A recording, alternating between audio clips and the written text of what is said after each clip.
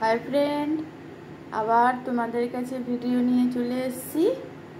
আমাদের পছন্দের শুকনো মাছ, যাকে সবাই শুটকি মাছ বলে। এখানে আমি নিয়ে নিয়েছি 4টে বড় বড় পেঁয়াজ, 3টে ছোট ছোট টমেটো আর 15-20টার মতন কাঁচা লঙ্কা।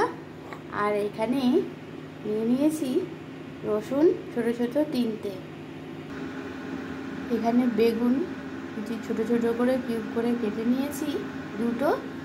আর এখানে 1.5 কেজি মতো আলু, কারণ ক্যান্ডিডেট অনেক আছে জানো তো। সবার অনুরোধে আমি আজকে আবার এই শুটকি মাছটা বানাতে চলেছি, সবাই খেতে চেয়েছে।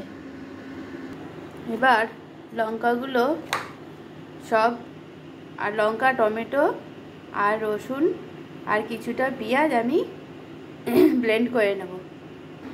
সবকটা উপকরণ দেখো আমি আধা বাটা বেটে নিয়েছি, পুরো মিহি করব না।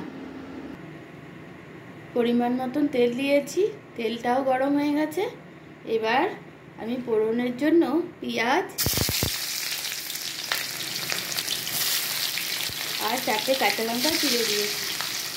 পেঁয়াজটা একটু ভাজা ভাজা হয়ে গেছে, এবার সব আলুগুলো ছেড়ে দেবো। এবার আস্তে আস্তে নাড়বো, আলুগুলো একটু ভাজা ভাজা করে নেব।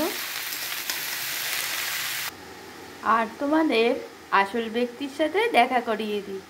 এই হচ্ছে আমার আসল ব্যক্তি।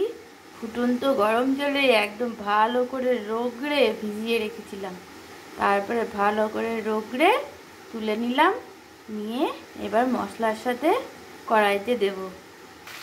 আলুটা একটু নরম হয়ে এসছে, এবার মাছ আর মশলাগুলো একসাথে দিয়ে দেব।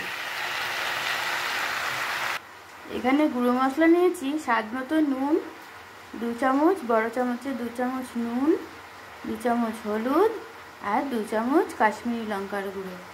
মশলা এবার দিয়ে দেবো। দেখো বন্ধুরা, মাছ, মশলা, আলু সব ঘেটে ঘুটে এক করে দিয়েছি। এবার মাছের গন্ধে সব আলু মোমো করবে। এবার বেগুন ভাজা বাকি আছে। আলুগুলো অনেকটাই নরম হয়ে এসছে, এবার বেগুন ভাজাকে ছেড়ে দেবো। আমাদের শুটকি মাছ রেডি। তোমাদের যদি এই রেসিপি ভালো থাকে তাহলে একদিন করে দেখো, ভালো লাগবে। আর যারা শুটকি মাছ প্রেমী আছো তাদের তো আরোই ভালো লাগবে। এই রেসিপি যদি তোমাদের ভালো লাগে তাহলে লাইক, কমেন্ট, শেয়ার করতে ভুলো না কিন্তু।